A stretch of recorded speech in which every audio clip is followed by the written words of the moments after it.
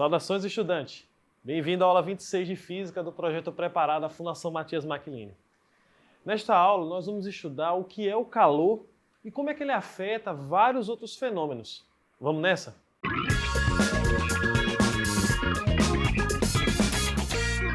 Na aula anterior, estudamos o conceito de temperatura, que é o nível de agitação das moléculas de uma substância. Nós também vimos que uma outra forma de definir é medindo a energia cinética, ou energia de movimento das moléculas em questão. Acontece que tal energia tanto pode ficar acumulada em um corpo ou sistema físico, como também pode ser transferida. Quando dois corpos ou sistemas físicos entram em contato com temperaturas diferentes, o calor entra em ação. Mas como assim? Pensa, por exemplo, naquela xícara de café quentinho. Pondo o café quente na xícara, provoca-se um desequilíbrio térmico entre o café e o ambiente externo. Como a natureza não gosta da ideia de desequilíbrio, a temperatura ou energia térmica do café será cedida ou jogada para o ambiente. O calor é justamente essa energia térmica sendo transferida de um corpo para o outro, ou de um sistema físico para o outro. Ou seja, é impossível, do ponto de vista da física, acumular calor, tal como costumamos falar em nosso cotidiano. O calor só existe quando há energia térmica sendo transferida ou trocada. No nosso exemplo anterior, ocorre calor entre o café e o ambiente, uma vez que a energia está sendo transferida entre um e outro. Mas, já que existe uma transferência, qual é o fluxo ou sentido natural do calor? Pensa assim, o que é mais provável de ocorrer? O café esfriar devido ao ambiente ou o ambiente aquecer devido ao café? É óbvio que vai ser do café esfriar. De maneira simples, podemos dizer que o fluxo natural do calor sempre é do corpo mais quente para o corpo mais frio. Quando o corpo aquece, dizemos que ele recebeu calor.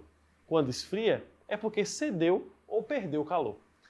E seguindo essa linha de raciocínio, existem dois tipos de calor, o sensível e o latente.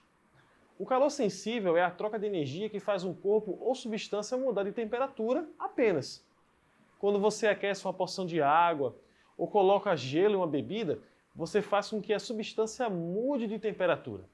E para isso ocorrer, ela ou recebe ou cede calor sensível. Já o calor latente é a troca de energia térmica, que faz um corpo ou substância mudar de estado físico. Isso ocorre, por exemplo, quando fervemos água ou congelamos alguma coisa. Para trocar de estado físico, seja do sólido para o líquido, do líquido para o sólido, entre outros, é necessário receber ou ceder calor latente.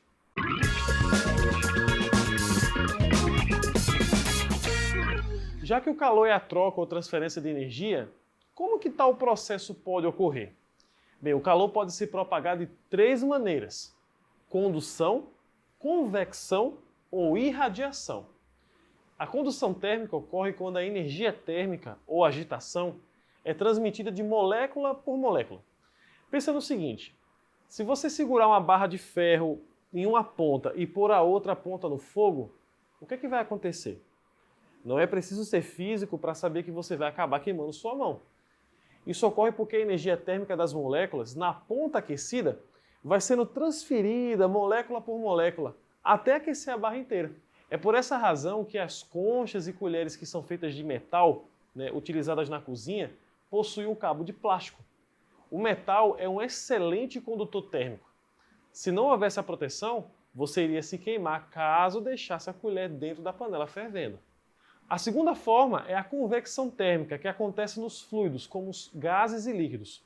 Segundo a física, na convecção ocorre o chamado deslocamento do fluido, mas da seguinte forma: o mais quente sobe, enquanto o mais frio desce. E você já experimentou esse fenômeno quando foi tomar sopa, por exemplo.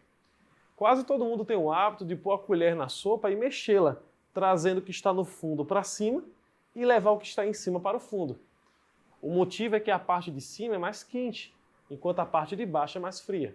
Fazendo esse deslocamento, você acaba aqui esfriando a parte de cima e aquecendo a parte de baixo, mantendo assim o equilíbrio e deixando a sopa naquela temperatura boa. Outra aplicação são os equipamentos de ar-condicionado.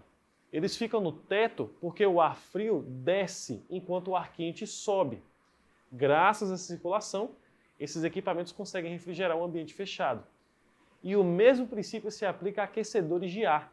Em locais frios, eles são colocados no chão, já que, graças à convecção, o ar quente tende a subir. Por fim, a terceira forma é a irradiação, e ela acontece de maneira diferente das outras duas citadas.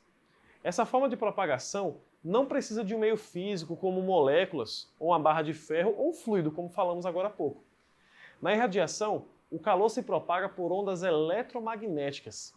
Graças a esse processo, o calor pode se propagar pelo vácuo. E é dessa forma que o Sol consegue nos aquecer, mesmo estando a milhões e milhões de quilômetros de distância. A vida existe na Terra devido a uma série de fatores favoráveis e dentro deles está a quantidade de calor exata. Para que isso ocorra, é preciso haver um equilíbrio de temperaturas e que tal equilíbrio seja bem regulado. Um processo natural que mantém esse equilíbrio é chamado de efeito estufa. Sabe quando uma pessoa deixa um carro trancado no sol e depois vai entrar nele? Se for aquele dia bem quente, o interior do carro vai estar um forno, não é mesmo? O efeito estufa na Terra acontece do mesmo jeito. Durante o dia, um lado da Terra recebe energia térmica vinda do Sol. Mas ao mesmo tempo que recebe, boa parte dessa energia é refletida de volta para o espaço. Para não perder toda essa energia, em especial quando o mesmo lado do planeta está à noite, os gases da atmosfera, juntamente com o vapor d'água, conseguem segurar parte dela. Se não fosse o efeito estufa, a temperatura média da Terra seria muito baixa, e isso acabaria impossibilitando ou até dificultando a formação de vida. Mas talvez você diga, olha professor, eu vi no jornal que o efeito estufa é algo ruim. Como é que isso pode contribuir para a vida na Terra? O que acontece na verdade é que devido à poluição gerada pela queima excessiva de combustíveis fósseis, o ser humano conseguiu deixar o efeito estufa muito mais potente do que deveria ser. E como consequência, a Terra retém mais energia térmica do que deveria. E isso tem causado impactos devastadores, como é o caso do aquecimento global e da desregulação do clima terrestre. É por isso que tanto se fala sobre preservação ambiental. E hoje existe um esforço para diminuir as emissões poluentes, mas ainda há muito a ser feito. Um outro processo físico que regula o equilíbrio termodinâmico terrestre são as correntes oceânicas. Os oceanos da Terra nunca ficam em repouso, eles estão em constante movimento. E uma corrente oceânica é um grande deslocamento de água, mas que possui a mesma temperatura.